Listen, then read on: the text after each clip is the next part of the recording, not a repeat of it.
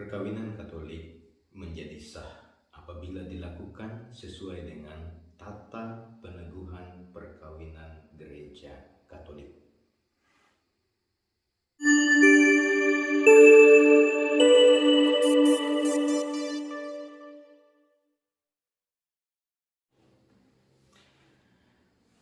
Apa itu tata peneguhan perkawinan? Tata peneguhan perkawinan adalah cara seorang Katolik menikah secara sah di gereja. Agar perkawinannya sah, orang Katolik harus menikah di hadapan dua orang saksi dan seorang diakon atau imam atau uskup diosesan. Uskup, imam, atau diakon disebut saksi resmi gereja atau testis qualificatus. Sedangkan dua orang saksi lainnya disebut saksi umum atau testis communis. Kemudian, apakah seorang dapat menikah di hadapan seorang awam? Hukum gereja mengatakan bahwa di mana tidak ada imam atau diakon, uskup diosesan dapat memberi delegasi kepada awam untuk meneguhkan perkawinan setelah ada dukungan dari konferensi para uskup dan diperoleh izin dari tahta suci. Maka, dalam situasi darurat di mana tidak ada imam atau diakon, uskup diosesan dapat memberi delegasi kepada awam untuk meneguhkan perkawinan. Siapa yang harus menikah secara Katolik? Pada prinsipnya, semua orang Katolik yang sudah dibaptis atau mereka yang sudah diterima resmi sebagai anggota Gereja Katolik harus menikah secara Katolik. Hal ini berlaku juga bagi orang Katolik yang hendak menikah dengan orang non-Katolik. Maka, apabila ada orang Katolik menikah di luar gereja Katolik, perkawinannya tidak sah. Menikah secara Katolik berarti menikah sesuai dengan tata cara gereja Katolik. Artinya, menikah di hadapan seorang imam dan dua orang saksi.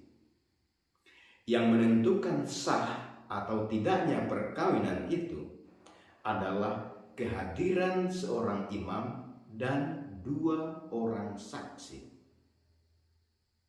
Maka, apabila orang Katolik tidak menikah di hadapan seorang imam dan dua orang saksi, atau dengan kata lain menikah di luar gereja Katolik, perkawinan tersebut adalah tidak sah. Hal ini berarti perkawinan yang dilangsungkan di luar gereja Katolik tidak diakui oleh gereja. Bagi gereja, mereka bukan merupakan suami istri yang sah.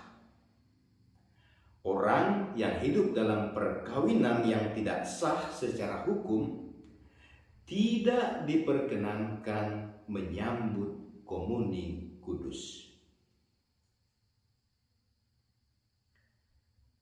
Dua orang saksi dalam perkawinan, apakah mereka harus Katolik? Dua saksi sebaiknya Katolik. Tetapi ini bukan sebuah keharusan mutlak. Katolik atau tidaknya kedua orang saksi tidak mempengaruhi sahnya perkawinan. Tetapi kehadiran dua orang saksi ini mempengaruhi sah atau tidaknya perkawinan. Maka jika dalam perkawinan Katolik tidak ada dua orang saksi, perkawinannya pun tidak sah. Apakah perkawinan itu harus dari pihak keluarga? Hukum gereja tidak mengatur apapun berkaitan dengan kualitas saksi. Maka saksi dapat dipilih dari pihak keluarga mempelai ataupun dari pihak lain, baik yang sudah menikah atau yang belum menikah. Yang perlu diperhatikan adalah kehadirannya sebagai saksi perkawinan dapat diterima oleh umat dan tidak menimbulkan batu sandungan. Maka jangan memilih orang yang hidup dalam perkawinan tidak sah sebagai saksi perkawinan. Kemudian, apa tugas saksi perkawinan itu? Tugas saksi perkawinan adalah menyaksikan atau melihat bahwa suatu perkawinan benar-benar telah terjadi. Mereka menjadi wakil resmi dari umat yang menyaksikan bahwa perkawinan telah berlangsung. Maka saksi perkawinan tidak ada kaitannya dengan pendampingan terhadap mempelai baru dalam hidup berkeluarga.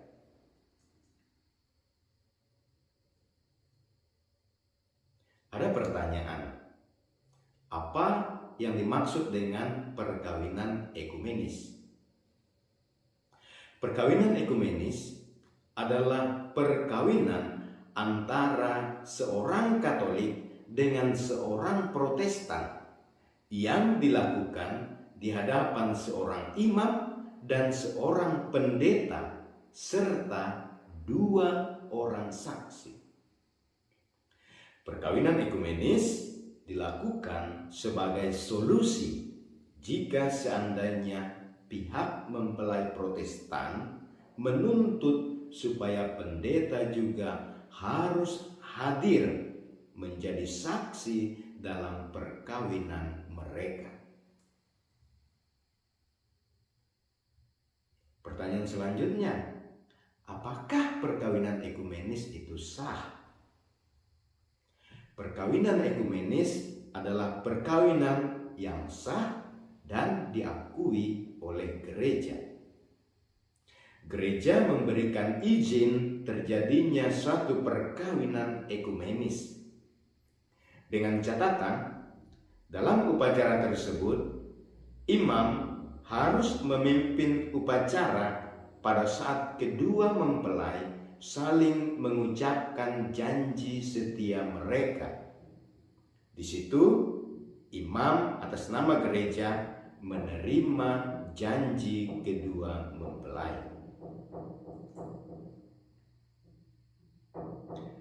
Perkawinan ekumenis dapat dilaksanakan di gereja Katolik atau di gereja Protestan.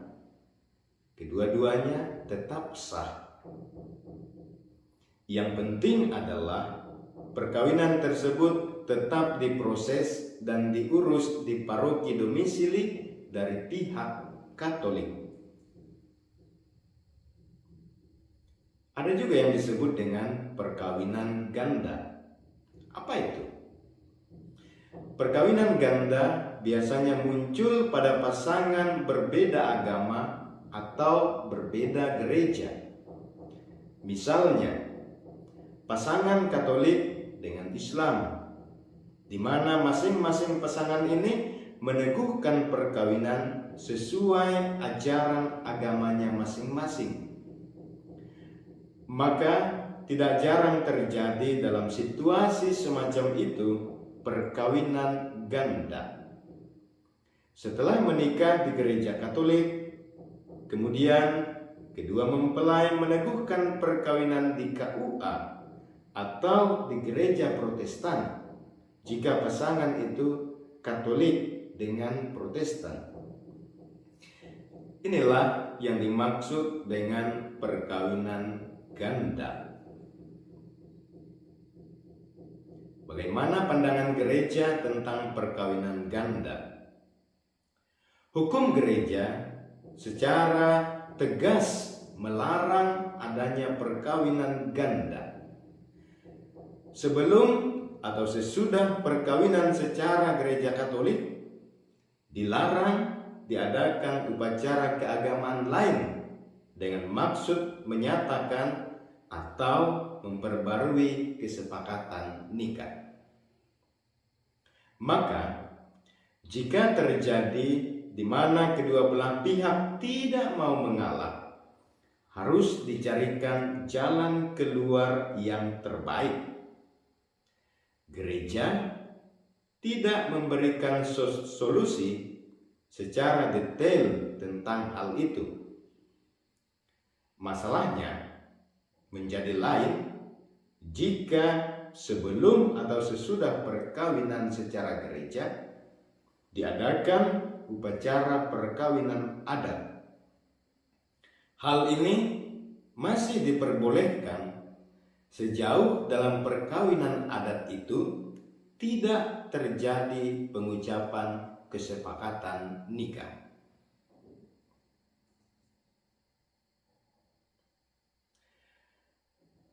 Perkawinan di dalam gereja Katolik harus dilaksanakan dalam perayaan Ekaristi atau dalam ibadat sabda.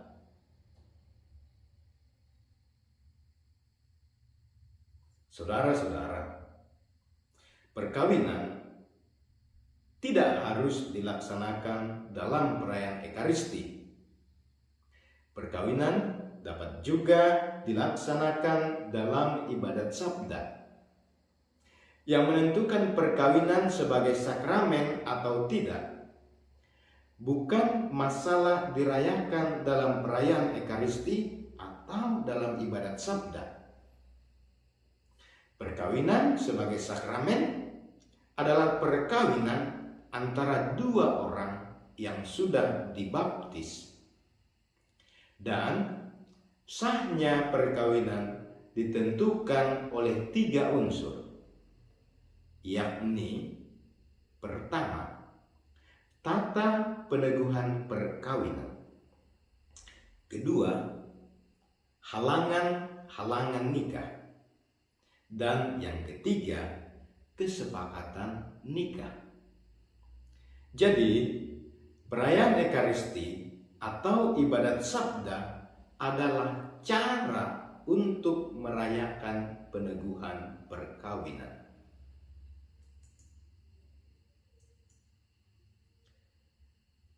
Selanjutnya, apakah orang Katolik yang menikah di luar gereja Katolik terkena hukuman ekskomunikasi sehingga dilarang menerima komuni? Larangan untuk menyambut komuni tidak sama dengan hukuman ekskomunikasi. Hukuman ekskomunikasi adalah hukuman gereja yang paling berat. Orang yang terkena hukuman ekskomunikasi berarti disingkirkan dari komunitas gereja.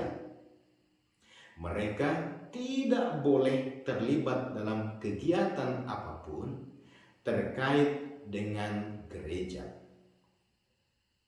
Sementara itu, orang yang dilarang untuk menyambut komuni dalam beberapa hal masih boleh mengikuti kegiatan gereja. Mereka tidak disingkirkan dari kegiatan-kegiatan gereja. Bahkan Gereja terpanggil untuk selalu menyapa dan merangkul mereka. Mereka tetap merupakan warga gereja, hanya karena situasi hidup mereka lah yang tidak memungkinkan mereka untuk menyambut komuni. Sekian katekese perkawinan Katolik dalam sesi ini tentang tata peneguhan perkawinan Katolik.